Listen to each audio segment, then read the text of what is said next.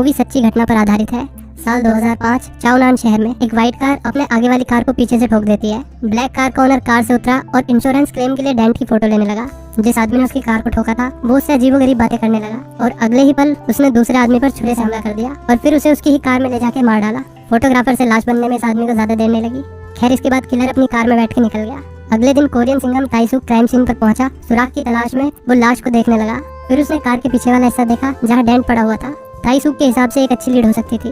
इसी बीच डोंगसू को दिखाते हैं जो बहुत ही पावरफुल गैंगस्टर बॉस होता है और जिसका अपना एक बहुत बड़ा गैम्बलिंग का बिजनेस था जो कि ऑफ कोर्स इलीगल होता है। वो एक मीटिंग में था अपने राइवल गैंग के लीडर के साथ। उनके बीच किसी बात को लेकर बहस हो रही थी जिस वजह से उनके चेले भी आपस में लड़ने लगे। डोंगसू ने पहले तो अपने बंदे की गुद्दी लाल करी और फिर दूसरे बंदे के मुंह में हाथ देकर उसके दांत निकाल दिए और बोला कि जब बड़े बात कर रहे हैं तो तुम लोग की आवाज कैसे आ रही है।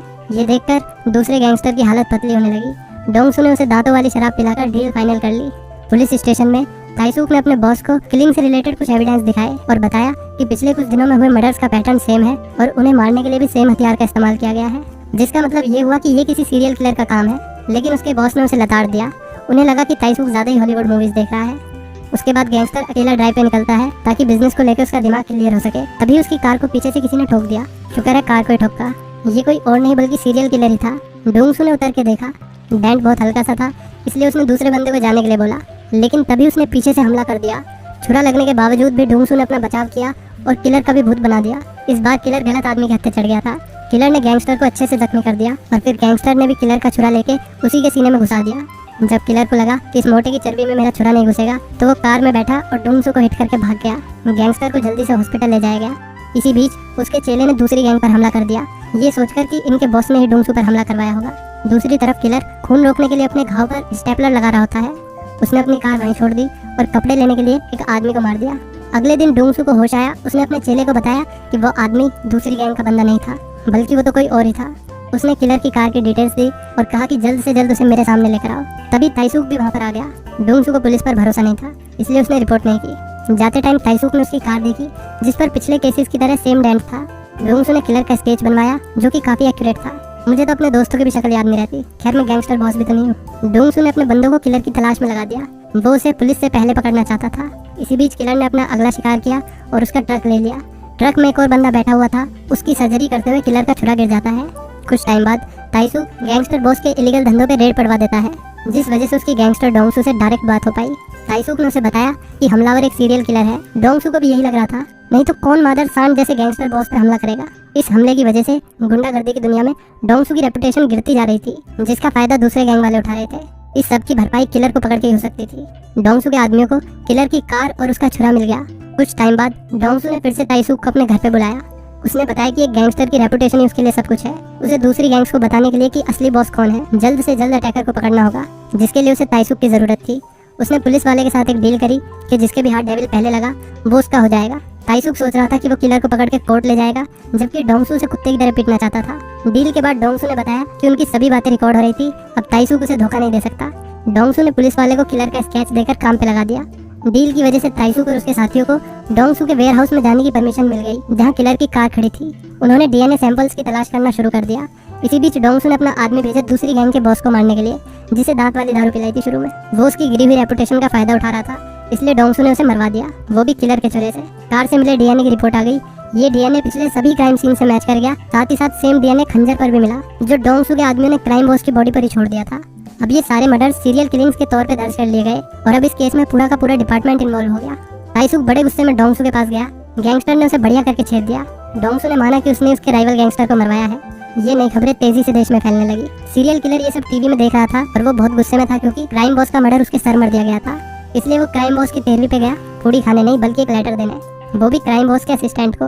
लेटर में लिखा था कि क्राइम बॉस की मौत मेरे छुरे से हुई है लेकिन किसी और के हाथों। उसने डोंगसू की तरफ इशारा कर दिया जो यहीं पर बैठा हुआ था। उसी रात किलर ने फिर सेम पैटर्न में एक बंदा मार दिया। अगले दिन ताइसूक और डोंगसू सुराग की तलाश में लगे हुए थे। जैसे ही ताइसूक को स्टीयरिंग व्हील पर एक फिंगरप्रिंट मिला तभी राइवलरी गैंग के आदमी वहां पर आ गए। उन दोनों ने एडी चोटी का जोर लगा के सबको धाराशायी कर दिया। इसके बाद सियोजिन ने ताइसूक को स्टीयरिंग व्हील से मिले फिंगरप्रिंट की रिपोर्ट दी। इस फिंगरप्रिंट वाले बंदे की मिसिंग रिपोर्ट पहले से ही दर्ज थी। ताइसूक उसके घर गया जिसमें बहुत सारे ग्रीन टैंक रखे हुए थे।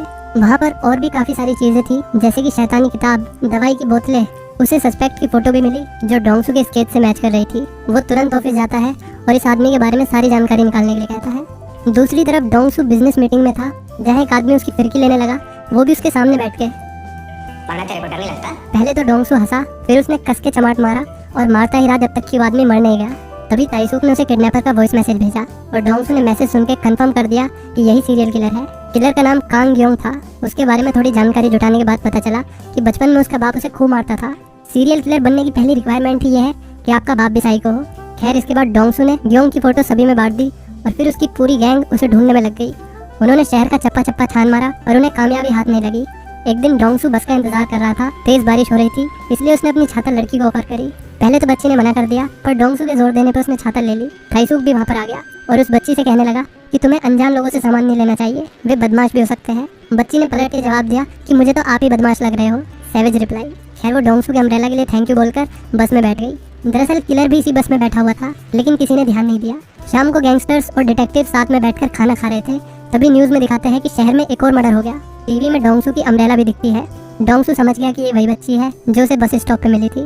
वे सभी तेजी में उठे और किलर की तलाश में हर मोटल, हर रेस्टोरेंट, साथ ही साथ बस के रूट को भी छान मारा। आखिरकार उन्हें एक मोटल मिल गया जिसके ओनर ने कंफर्म कर दिया कि ये बंदा यहीं रुका हुआ है, लेकिन वो भी यहाँ पर नहीं था। वे सब उसका इंतजार करने लगे जैसे शेर अपने शिकार का इंतजार करता है। किलर देर रात में आया। सभी लोग बेसब्री से उसका इंतजार कर रहे थे। जैसे इंडिया पाकिस्तान का मैच देखने के लिए लोग इंतजार करते हैं, वैसे ही इसका इंतजार हो रहा था। लेकिन तूफान से पहले के सन्नाटे को किलर ने भांप लिया और गाड़ी की स्पीड बढ़ाकर तेज निकल लिया। पुलिस वाले और गैंगस्टर्स की फौज उसके पीछे पड़ गई। एक बहुत लंबे और खतरनाक चेस के बाद 3 कार आपस में टकरा गई। किलर कार से निकल के भागने लगा। वे लोग भी उसके पीछे भागने लगे। उसे पकड़ने के चक्कर में वे तीनों अलग अलग हो गए। इसका फायदा उठाकर किलर ने गैंगस्टर के चेले को मार दिया।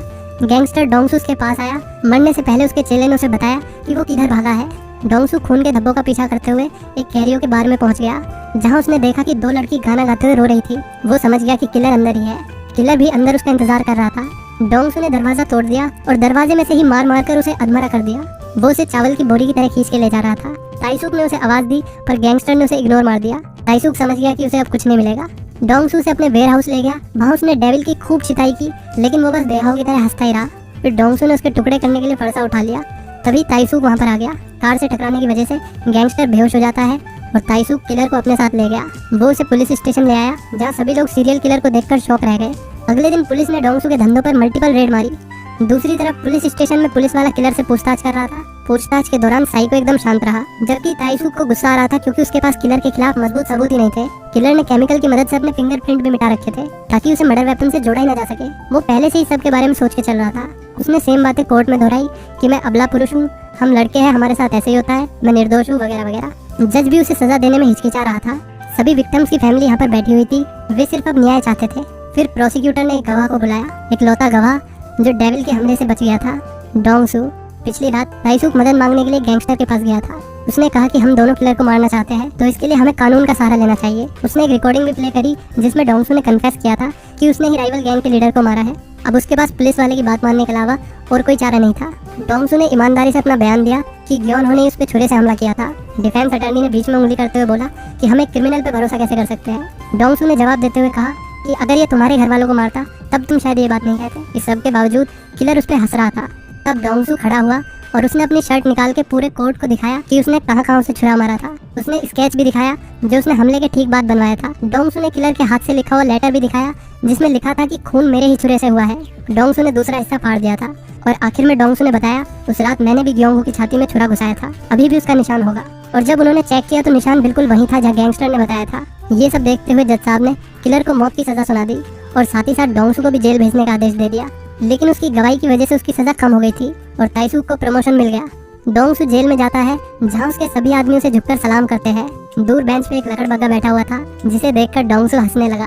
दरअसल डोंगसू एक ही शर्त पर गवाही देने के लिए माना था कि पुलिस वाले उसे उसी जेल में डालेंगे जिसमें किलर होगा। इसके बाद डोंगसू रस्सी लेकर डेविल के पास जाता है जब वो नहा रहा था। उसने कहा जो खेल हमने शुरू किया है उसका खत्म होना भी जरूरी है। तभी वो हंसने लगा और किलर बस रो ही देता तभी मूवी खत्म हो गई।